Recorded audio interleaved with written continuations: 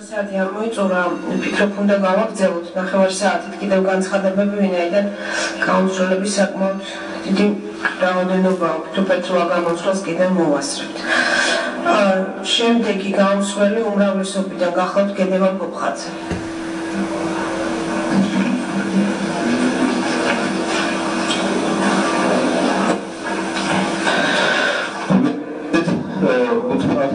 ამგვარად მინდა რაღაც პოლიტიკურ დებატებში მაძლევს მიღება, მინდოდა მარტო ბორჯომის პრობლემებზე საუბარი, მაგრამ როგორც შას მომიწევს ჩემი დრო ორად გავყო.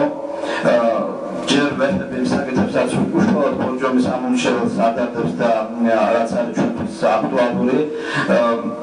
ეს არის ის სამართლებრივი და სისტემური მემკვიდრეობა, რომელსაც ჩვენ ვეძლებთ და საჭირო ამაზე უფრო მეტი ყურადღების მიქცევა.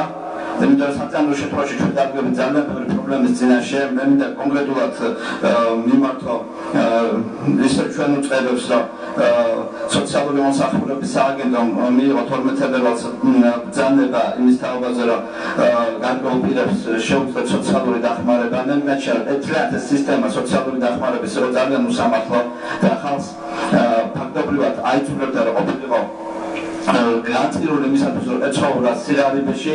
ჩვენ ეხლა ამ სისტემის ფარგლებში ყველაფერი უნდა გავაკეთოთ, რომ ეს უსამართლობა არ გაგრძელდეს და იმ ადამიანებს, რომლებსაც იმის გამო, რომ ერთი იმუშავა სადღაც დროებით დაიღო 200 ლარი ან 250 ლარი არ უნდა შეუძლოს ეს დახმარებები და ძალიან თქო ამაზე ყველამ ერთად ვთქვათ და გავამართლოთ ყურადღება.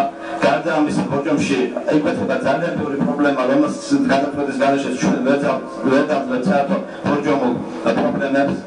ერთ-ერთი მნიშვნელოვანი საკითხი ისაა, რომ ბოლო 8 წლის მანძილზე ბორჯომის მიწები გადაიქცა ძალიან დიდი კორუფციის საგნად. ეს მიწები არის გადანაწილებული აბსოლუტურად უსამართლოდ და გარკვეული კორუმპირებული ჯგუფების მიერ აღებული, განსაკუთრებით ვეცეს ტერიტორიაზე ლიკანის მოსახლეობა დაზარალდა, ეს მიწები $4 იყიდა ერთ-ერთმა ფირმამ და მე მაქვს გარკვეული დოკუმენტაცია, რაც ადასტურებს კორუფციულ გარიგებებს და აუცილებლად უნდა მოხდეს ამაზე რეაგირება. გარდა ამისა, ეხლა აუცილებლად უნდა შევეხმაროთ საკითხს, რაც მართლობებს ეხება. არ არის ბატონები ისე როგორც თქვენ ლაპარაკობთ რა. თქვენი საკრებულოები, აი ბორჯომის საკრებულოს შემადგენლობა დაიწერა ბანო მერაბიშვილის კაბინეტში და მან გააკეთა ყველაფერი, რომ ის ხალხი გაეყვანა საკრებულოში. როგორ რა მეთოდებით, რა ფორმებით დღეს ეს ხალხი არ არის ხალხის მიერ არჩეული, ეს ხალხი დღესაც არის ხალხის საწინააღმდეგო პოზიციებზე. თუ ჩვენი მხრიდან ძალადობა არის მარტო ის, რომ ჩვენ ხმას ვიღებთ იმაზე, რომ ეს ხალხი საბოტაჟს უწევს ეს ხალხი იმას, რომ რაიმე გაკეთეთ ეს ხალხისთვის.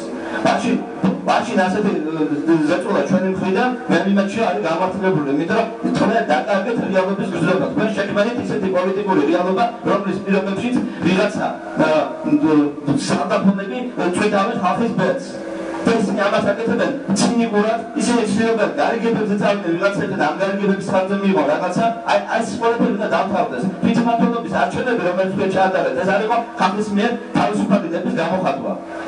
ძალიან ვთქვათ, მე ჩემ პირადად ლევან ბეჟაშვილს ვთხოვ, იმიტომ რომ არც იცის რა ხდებოდა ქვეყანაში და იცის რა რეალობა მოდიოდა. ძალიან ვთქვათ, ცოტა ისეთი რიტორიკა იყოს ჩვენთან მიმართებაში, რომელიც ჩვენს თანამშრომლობის რეჟიმში შეგვიქმნეს.